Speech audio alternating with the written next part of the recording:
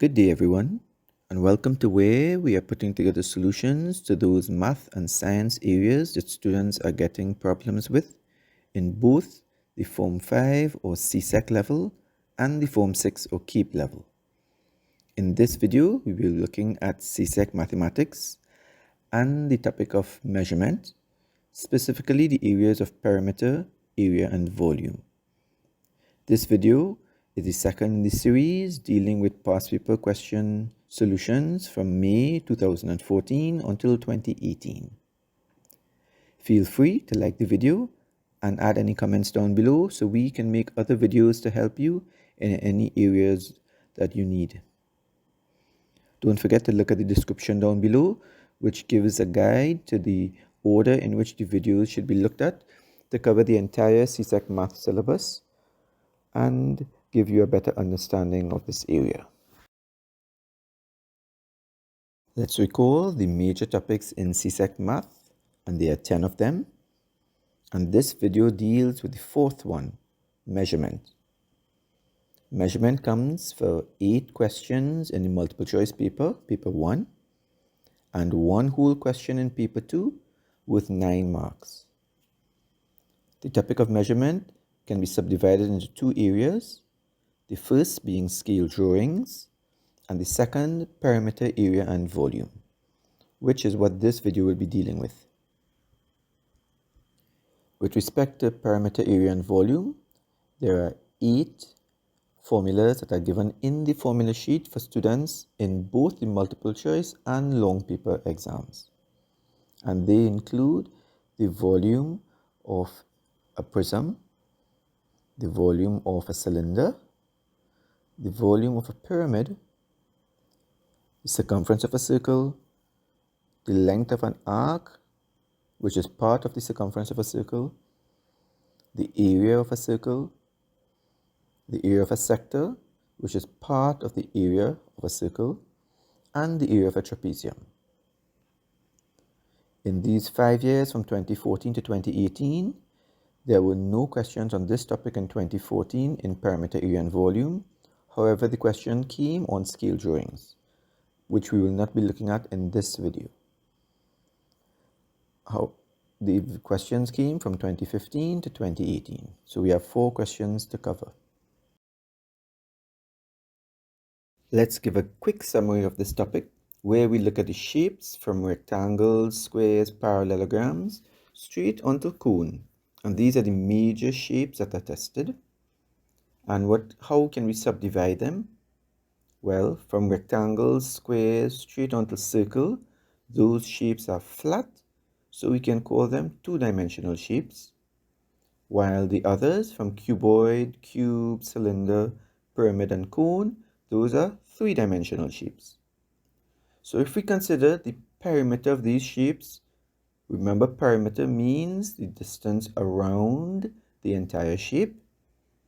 Then from the rectangle to the trapezium, we can use one formula to find the perimeter of all these shapes. And simply, it is to add up all the lengths of all the sides. While for a circle, because we can't see any straight sides there, then the formula is 2 times pi times r. And notice there's an asterisk there. And any formula with an asterisk on this table indicates that it is given in the formula sheet that we are given by the CXC body when we're writing both paper 1 and paper 2. And for the 3-dimensional shapes, all of them, then we cannot find the perimeter around them because they are not flat shapes. Now let's look at area. Area can be considered to be the number of squares that are required to cover the entire shape. So for a rectangle, then it straight up to trapezium, from a rectangle up to rhombus, all those will be length times breadth, as long as the length and the breadth are at 90 degrees to each other. While for the triangle, it is half of a rectangle. And for the trapezium, it is a half A plus B by H. Notice that's also given in the formula sheet as well, where A and B are the parallel sides of the trapezium. And for circle, the area of a circle is pi r squared. And how do we find the area of the 3D shapes? Well, all those 3D shapes have multiple sides. So what they will be asking us would be to find the surface area, or the area of all the surfaces. So what we need to do is find the area of each surface and add it up. And for volume now, last part, for the volume of the two-dimensional shapes, volume would be considered to be the number of cubes that are required to fill the entire shape. And since these two-dimensional shapes are flat, then we cannot find the volume of these shapes. And the volume of the cuboid, cube, and cylinder, those which are what we call prisms, then it will be the area of the cross-section times the length or the height. Doesn't really matter what we call it. And for the pyramid and cone, then it will be 1/3 the area times the height. May 2015, number 6A. The diagram below, not drawn to scale, shows two cylindrical water tanks, A and B, and we can see A is much bigger than B. Tank B has a base diameter of 8 meters and a height of 5 meters. Both tanks are filled with water, which means that they are filled straight up to the top. There is no space for any air in it.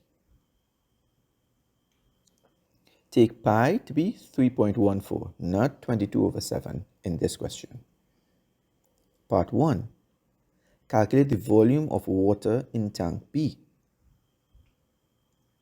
So let's recall, in our formula sheet, they gave us the volume of a prism, which is area by height. And they also gave you the volume of a cylinder, which is just the area of a circle, pi r squared, times the height. And if we look at our diagram for tank B, we can see that the diameter is 8 meters, which means the radius is half of that, which is 4 meters. So if we substitute, then pi is 3.14 times 4 times 4, because it's r squared, times 5, which is the height. And that gives us, from our calculator, 251.2 meter cubed. And that's part 1. For part 2, if the area of the base of tank A is 314 meters squared, calculate the length of the radius of tank A. So, let's recall from our formula sheet that the area of a circle is equal to pi r squared. And there are 3 things in this formula, and that means they will give us 2. They give us the area of the circle, 314, and they gave us pi. So the only thing that's missing is r, so we should be able to solve that. So let's go substitute. 314 is equal to 3.14 times r squared. And if we want to find r alone on the right hand side, let's move the 3.14 across. It's multiplying, so when we carry it across, it will divide. So we'll have 314 divided by 3.14 is equal to r squared. And that will give us 100 is equal to r squared. So if you want r alone, we carry the square across. And when we carry it across, it will be the inverse of square. And what's the inverse of square? Square root. So what's the square root of 100? 10 meters. So the radius of tank A is 10 meters. In part 3, tank A holds 8 times as much water as tank B. Now what does that really tell us? It's speaking about the volume. So it's saying that the volume of tank A is 8 times the volume of tank B. So the question is asking, calculate the height h of tank A. So let's write that. Volume of tank A is equal to 8 times the volume of tank B. And in part 1, we worked out the volume of tank B. So let's substitute. Volume of tank A, it's a cylinder. So it's A times h, area times height, because it's also a prism, is equal to 8 times 251.2.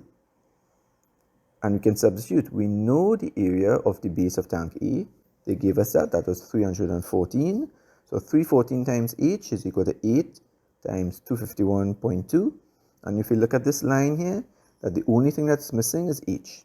So we can solve for that. So if we want to solve for H, we need to have H alone on the left-hand side. So let's remove the 314. The 314 is multiplying. When you carry it across, it will be the multiplicative inverse, or it's easier to say, to divide. So it'll be 8 times 251.2 divided by 314. You can use our calculators to work that out. And if you're getting problems with the calculators, work out the whole numerator, get an answer, and then divide it by 314. And that means the height will be 6.4 meters. May 2016, number 4. The diagram below, not drawn to scale, shows a silver box with no lid. So that means it has 5 sides only. The sides and the bottom of the box is 1.5 centimeters thick. Part A, calculate the volume of the box using the external measurements. So let's recall that this is a prism. So we can say the external volume of the tank is equal to area times height. And that area meaning the area of the base. So the area of the base, that's what shape is that? That's a rectangle. So it'll be length times breadth, because that's the area of a rectangle, times height. And it doesn't matter which side we call the length or the breadth, right? It'll still be 30 times 20 or 20 times 30. It's still the same thing. Multiplied by the height, which is 15. All of them are in centimeters. We substitute it into our calculator and we get an answer of 9,000 centimeter cube. Remember that when we speak about volume, what we're really considering is how many cubes can fill that space. So if we say the cubes are 1 centimeter in length, breadth, and height, then 9,000 of those will be used to fill the entire volume of it. Part B. Complete each of the following statements. Part 1. The internal length of the box is 30 centimeters minus 2 times 1.5 cm. And let's see how that makes sense. 30 centimeters is the length of the entire box. And if we're considering the inside of it, then we have to minus the thickness of the wall up on top and the wall in front of us. And each wall is 1.5 centimeters thick. So we have to take away 2 sets of that. So it'll be 30 centimeters minus 2 times 1.5. And we can use our calculators and substitute, or we can say 2 times 1.5 is 3 cm. 30 minus 3 is 27 centimeters. Part 2. Just as we calculated the internal length of the box, we now calculate the internal width of the box. And following the same format, the width they're using as going across, it's 20 centimeters is the outside. But if we want to get the inside, then there are 2 walls, one on the left and one on the right. So we have to subtract each wall. So it will be similarly to part 1, 20 centimeters minus 2 times 1.5. And 2 times 1.5 is 3. So 20 take away 3 is 17 centimeters. And for part 3, the internal depth of the box. And if we're taking of the depth, meaning something vertical, then the entire height is 15 centimeters. And if we are subtracting, remember there is no lid, so we are only subtracting the thickness of the base. So it'll be 15 centimeters times 1.5. I put there 1 times 1.5 just to show you that it's only 1 thickness that we're subtracting, not 2 like in the others. So 1 times 1.5 is 1.5, 15 times 1.5 is 13.5 centimeters. And now for the last part of the question, part C, calculate the internal volume of the box. So to get internal volume of the tank, it's similar formulas to external volume, area times height, because it's a prism, and the area is length times breadth times height. And we just work out the internal values of the length, the breadth, and the height, which is 27 times 17 times 13.5. And that gives us 6,196.5 centimeter cubes. Now, what does that mean? It means that the empty box or the air space right now that we're seeing in the diagram is 6,196.5 cubic centimeters, while the entire box would have taken up a space of 9,000 centimeter cube. So let's look at the last part of the question, part D. The box is made up of silver. So the box is not filled with silver, it's made up of silver, which has a mass of 10.5 grams for each centimeter cube. Calculate the mass of the silver box, giving your answer in kilograms. So we know the volume of the entire box is 9,000 cm cube. We know the volume of the air inside it, that space is 6,196.5 cm cube. So if we want to calculate the volume taken up by the sides and the base, then we have to subtract. So 9,000 minus 6,196.5 will give us 2,803.5 centimeter cube, and you can use your calculators to verify this. Now that's the volume. What they're asking us to calculate is the mass. Now they gave us something, 10.5 grams for each centimeter cube. So we can say that for 1 centimeter cube of tin, mass of 10.5 grams. So we could use a little ratio here, 1 cm cube is equal to 10.5 grams. And how many cm cubes of material is it? It's 2,833.5 cm cube. And that will be 2803.5 multiplied by 10.5. And what does that give us using our calculators? 29,436.75 grams. Is that our final answer? Let's go back and look at the question. Calculate the mass of the silver box, giving your answer in kilograms. So we have to convert grams to kilograms. And remember, kilo, that prefix actually means 1,000. So kilogram means we're counting in thousands of grams. So if you're changing grams to kilograms, then we divide by 1,000. So we can use our calculators to do that, or we can simply shift the point 3 decimal places to the left. And that will give us 29.43675, but we can round it off to 2 decimal places. So that will give us 29.44 kilograms of silver. May 2017, number 6A. In this problem, take pi to be 22/7. So we use the exact value that they gave us, so don't use 3.14 in this case. The diagram below, not drawn to scale, shows a field in the shape of a sector of a circle with center O and diameter 28 meters. Now let's recall what a sector is. A sector is a part of an entire circle. And the angle of the sector POZ, which means that if we drew a line from P to O and then from O to Z, the turn between those two lines is 90 degrees. So calculate part 1, the area of the field.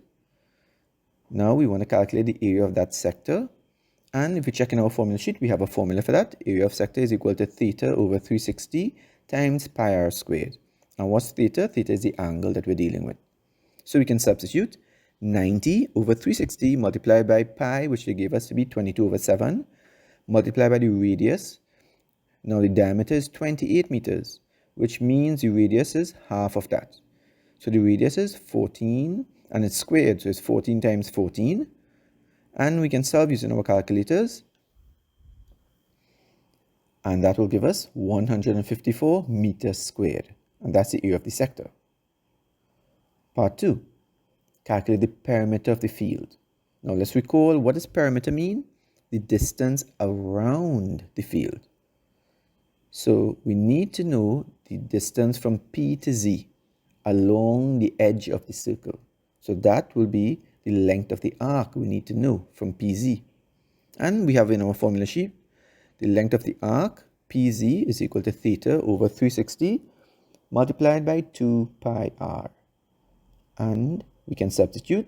We know theta, we know the angle that it's turning, and that's 90 over 360 multiplied by 2 times pi is 22/7 times r, 14. And using our calculators, we can substitute and work it out, and it'll give us 22 meters. So what's the perimeter of the entire shape of the field? the parameter of OZPO, if we're going to go around like that, right, we'll be going from O to P, P to Z, and then Z back to O.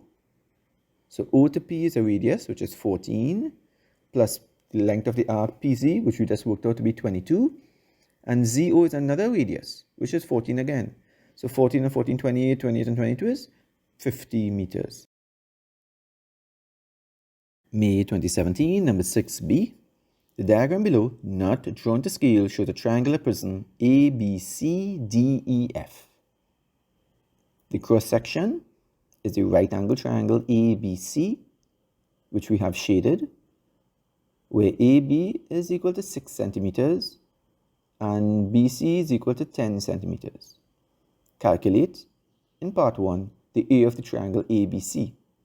Now remember, area of a triangle is length times breadth over 2 or base times height over 2. What it means is that the two sides that we're using, the angle between them must be 90 degrees. So let's look at the triangle. Let's extract it and draw it over ABC. And we know AB is 6 centimeters and BC is 10 centimeters. And we can clearly see that the angle between them is not 90 degrees. So we can't use 6 by 10 over 2. We need to get the AC, that height.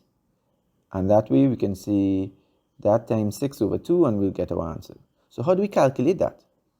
Now, if we know that this is a right angle triangle and we know two sides, we can find the third side using Pythagoras' theorem. This is not given in the formula sheet, so you need to remember this. And Pythagoras' theorem will be the two short sides. Let's call them O and A. O squared plus A squared is equal to H squared, H being the longest side. So it doesn't matter which one we label as O and A. So let's say O is AC, so we get AC squared plus AB squared, that's the two short sides, is equal to the longest side, BC squared. And if we substitute AC squared plus 6 squared is equal to 10 squared. And if we need to solve, let's expand the square sign. So we get A squared plus 6 is 36 is equal to 100. And we want to solve for AC squared. We need that alone on the left-hand side. We take the plus 36 and carry it across. And it will be minus 36. So 100 minus 36. So AC squared is equal to 64. And if AC squared is equal to 64 and we want to find AC, we carry the square across. So the opposite of square is square root. So the square root of 64 is 8 centimeters. So we got the height of the triangle. So area of triangle is equal to length by breadth over 2 or base by height over 2, doesn't matter, as long as they are 90 degrees to each other. So it'll be 6 times what we just worked out, 8, all over 2. 2 into 2, 1, 2 into 6, 3, 3 8 are 24 centimeters squared. So that's the area of the triangle ABC. Now, part 2. The length of the prism if the volume is 540 centimeter cube. So let's recall that the volume of the prism, this is given as the first line in the formula sheet. If you look at that, you see the volume of a prism is area times height. Area of the cross section, we know that's a triangle. And height or length of the prism means the same thing. So let's substitute. So we know the volume is 540 is equal to 24 times h. There's no reason to put in units at this point. We only need to put in the units in the final answer, on the final line. So 540 is equal to 24 times h. If we want h alone, we carry the 24 across. It's multiplying on the right-hand side. When it goes on the left, it will divide. So we get 540 divided by 24. And using our calculators, that will give us 22.5 centimeters. And that's the length of the prism. The length from the first triangle ABC to the last triangle DEF. Part 3. Calculate the surface area of the prism. So let's count how many surfaces does this prism have. There's a front triangle, a back triangle, it has a rectangle BCEF, it has a rectangle ACFD, that's the one standing up on the back of it, and area of a rectangle ABED, which is the base. So let's calculate the area of each in order to get the surface area of the entire prism. So the area of the front triangle is length by breadth over 2, which we know we already worked out in part 1, which is 24. The area of the rear triangle is the same thing. It's 24. So we already got 2 of the sides. We need to get 3 more. So the area of the large rectangle, the sloping side, will be length times breadth, that's BCEF, which is equal to 10 times what's the length of the entire triangle from B to E, and that is 22.5. So 22.5 times 10, let's shift the point one place, it'll be 225. And the area of rectangle ACFD, which is the rectangle at the standing, the vertical one at the back, which is length times breadth. We know how long it is, it's 22.5, and we know AC, we worked that out. That's the first thing we worked out in part 1, using Pythagoras' theorem, and that was 8. So 22.5 times 8, using our calculators, will give us 180. And the last rectangle, the base, ABED, length times breadth, we know from B to E is 22.5, and the blue triangle that we drew, we saw it was 6. So if we multiply using our calculators, it will give us 135. Now, what do we do with these 5 values? When they ask us for the surface area of the prism, it means to add up the areas of all the sides, which we reviewed earlier on in our topic. So surface area will be, we're adding 24 and 24 and 225 and 180 and 135 using our calculators will give us 588 centimeters squared. May 2018, number 4b. In this question, take the value of pi to be 22/7. The diagram below, not drawn to scale, shows a cross-section of a circular metal disc of radius 21 millimeters. Now, when we say not drawn to scale, it means that on our answer paper, if we try to measure it, it will not give us 21 millimeters. This is just a general sketch. A square hole with side 6 millimeters is located at the center of the disc. So we have an entire circle with a square cutout. Calculate in part 1 the circumference of the disc. And the disc is a circle, and we know our formula, it's given in the formula sheet as well, for the circumference of a circle is 2 pi r. So let's substitute 2 times pi, they gave us as 22/7 times r, and r is 21. So 7 to 7, 1, 7 to 21, 3. 2 by 22 is 44 by 3 is 132 millimeters. So that's the distance around the circle, the circumference of the disc, 132 millimeters. Let's go on to part 2. Calculate the area in millimeters squared of the cross-section of the disc. So let's take a look at this picture and see what's happening. So the entire circle with the square cutout is green. So that's what they're asking us to calculate, the cross-section of the disc. We're not calculating the area of the entire circle. We need to subtract the square from it. So let's work them out in parts. In the first part, let's work out the area of the entire circle. Area of a circle is pi r squared, and these two formulas we've used so far are given in the formula sheet. And area is equal to 22/7 because that's pi times, what's the radius? 21 times 21. And 7 into, we could use our calculators or we can work it out, right? Use our calculators, we work on the top, divide by 7, we get 1,386 millimeters squared. So that's the entire circle. Now we have a square that was extracted in the middle. So area of a square or rectangle or such would be length times breadth, and the length and the breadth are the same values, so it would be 6 times 6. So area is equal to 36 millimeters squared. So the entire thing is 1386. The square which is missing is 36. So how do we find the area of the green part, the area of the disc? Well, it will be the area of the circle minus the area of the square. 1386 minus 36, which is 1,350 millimeters squared. Part 3. Given that the thickness of this disc is 2 millimeters, calculate the maximum number of discs that can be made or constructed from 1,000 centimeter cubes of available metal. And recall that 1 cm cube is equal to 1,000 millimeter cube. So let's just look at that the values they give us were in millimeters, 2 millimeters and 1,000 cm cube. That's two different units. So let's convert all to the same units. So 1 cm cube is equal to 1,000 millimeter cube. So they gave us 1,000 cm cube. That's the available metal.